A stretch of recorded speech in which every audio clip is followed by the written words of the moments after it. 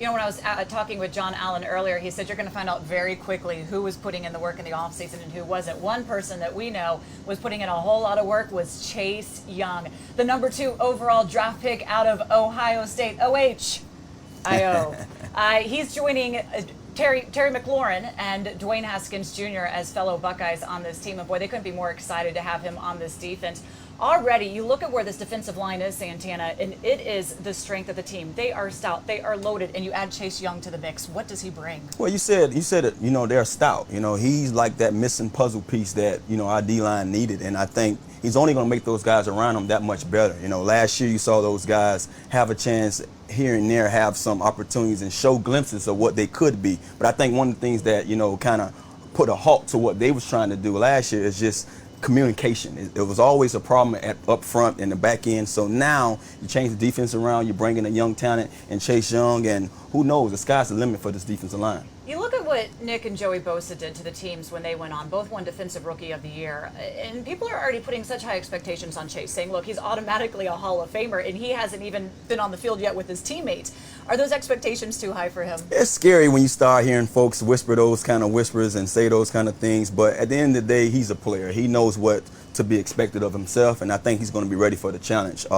He's a tremendous talent, very dynamic player. So when you see him get out there and put those cleats on, then we can start talking about what he's going to be to this league. But one thing about this league, he's going to have to grow up real fast because there's no kids or boys out here. Okay, grow up real fast. People are already imagining he's going to come in and he's going to be starting and putting in a good heavy workload right there. When I first met him in person, we were coming in for our COVID testing, and my dog Lucy was there and ran up and said hi. I think I was more excited than Lucy was. I wasn't sure. But he is impressive. I mean, when you just look at his physical body and the stature that he has, you can see why when opposing teams, when they see him out there, they're going to be trembling a little bit and say, okay, we need to make sure that we're ready. Where is he lined up? And they're going to line him up on both sides because you need to try and confuse. He's going to draw those tumble teams. So they said they want to put him on both sides to try and confuse which way do you go with him. Yeah.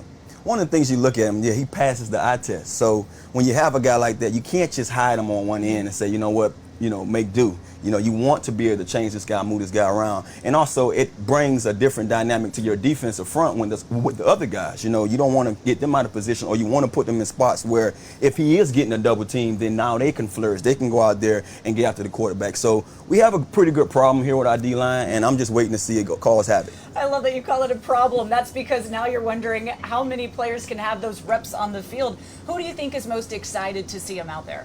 I think one of the things you look at, I think our defense as a whole, the coaching staff.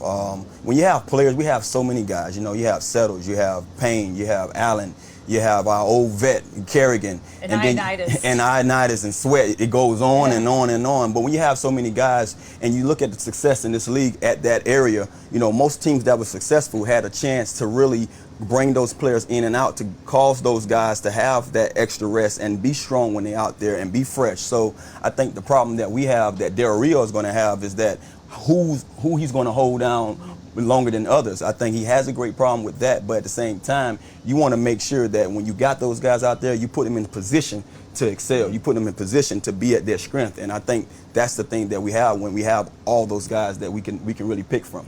I can see him rotating with Ryan Kerrigan and Montez Sweat. Montez Sweat really kind of came on a good bit at the end of last season as well, especially with that arm length to be able to try and get at the quarterback, which we know in this league, you have to be able to pressure the quarterback. I mean, these guys out there, Dak Prescott, Carson Wentz, they are just slinging it. Daniel Jones, you have to be able to do that. They definitely will with Chase Young joining here. And we've seen him before in past, that D-line be the strength of the team, but just as the season went on, get worn down because they didn't have enough depth. They couldn't have enough rotation. Now you have Jack Del Rio moving from the 3-4 to the 4-3. How much will that, do you think, kind of impact the ability to be able to kind of extend them a little bit? Well, I always hated the 3-4 defense. I believe it came to our team when in year 9 or 10 for me, I believe it was 2010 when we implemented that defense. And if you don't have the guys up front for that defense, then you're putting yourself in harm's way.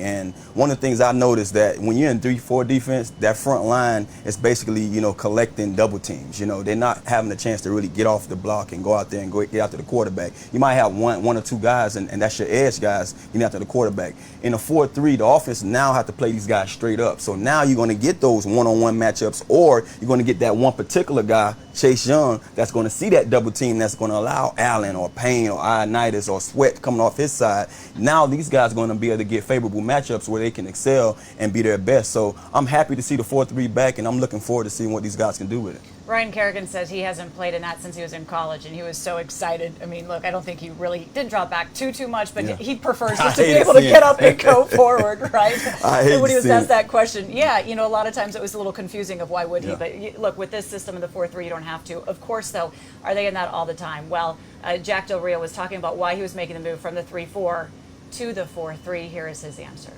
We're talking about base defense in today's NFL is about a third of the game. It's really you're in sub packages, some form of sub packages where you're playing against 3 wides or more, and you're playing against that roughly 65 to 70% of the time. So, we're talking about a small percentage of the plays, but our overall approach is going to be more where they've been doing a lot of 2-gapping. A lot of playing both sides of a blocker. We're going to ask our guys to be more penetrating and disruptive. And our linebackers and secondary will understand how to fit off of that. And so they're going to have a lot more freedom in terms of being able to generate the beginning of a pass rush while we're playing the run. So it's kind of an aggressive approach to playing the run on the way to the quarterback, and I think our guys are going to really like it. Santana, switching to the 4-3 is something that I know many fans have been saying, why did they not go to that sooner? But look, you're a nickel a lot of times anyways. But how do you think this is really going to impact this team, since it is something that people have been clamoring for quite a while? Well, one of the things I look at is who's calling the shots. And Del Rio, I've been a player playing against him a lot, and it's been always tough pickings when you face this guy. He finds a way to get the best guys up front in the D-line to get out to your quarterback, and he has his secondary. He has those guys in the back end playing in a situation where you don't get too many, man-on-man matchups. And if you think you have man-on-man, somebody's underneath you or somebody's over the top. So I think it's going to favor these guys well, because one of the things you want to protect is those guys in the back end. You see them too many times put in positions that they shouldn't be in because we're not getting after the quarterback. And folks ask me all the time, what is the best defensive back you ever played against, or cornerback? And I said the best front line. The team that has the best front line is my worst defender. So I'm looking forward to seeing our defenders make our guys in the back end job easy. Yeah, I know the secondary. I mean, look, every secondary loves it when you can get the pressure on them to be able to try and go out there and make some good plays. And the secondary has a little bit of places that need to be filled out. We're a little uncertain of how they're going to go in. Chris Harris was talking with the media as well, though, and he said, look, I don't want to call them corners or safeties or free safeties. He's like, I want to call us DBs first. But you instantly bring Chase Young in there, and that really helps them. They can play maybe a little bit more zone and maybe have a little bit more impact, because that's an area that they struggled with, some deep, long passes last season as well.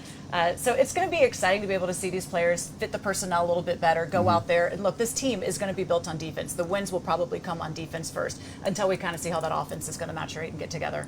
Well, defense wins championships. And being an offensive guy, you might find it weird for me to say that, but I believe it. I grew up I grew up playing both sides. I played cornerback when I was younger, and I remember those days where we had to lean on our defense, and the defense finds its way to, take points or keep points off the board. And now it's time for you just to go out there and do what you're gifted to do, and that's score. And so offensively, we have the weapons. We're going to have a great, chance to really go out there and be phenomenal when it comes to putting the ball in the air or running on the ground. But it's up to the defense to go out there and hold teams and make sure that they don't put points up as well as we do.